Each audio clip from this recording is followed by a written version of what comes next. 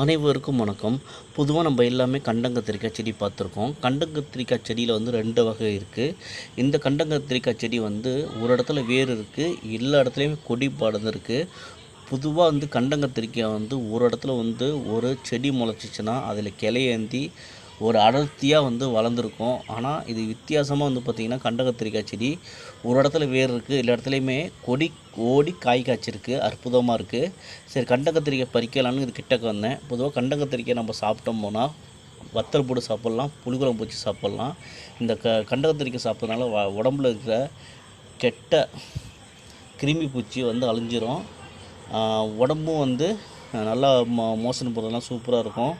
சரி, இதுக்கு பறித்து சாப்பிட்லாம் தான் அந்த செடியை வந்து நான் தூக்கி பார்க்குறேன். நிறையா பழுத்துருந்துச்சு காய், பக்கத்துலேயும் காய் இருந்துச்சு. சரி, வேரை பார்ப்போன்னு பார்க்குறேன். எக்கண்டும் படர்ந்து முள்ளு சூப்பராக இருக்குது, பூவும் பூத்துருக்கு. உங்களுக்கு பிடிச்சா இந்த வீடியோ லைக் பண்ணுங்கள், ஷேர் பண்ணுங்கள், கமெண்ட் பண்ணுங்கள்.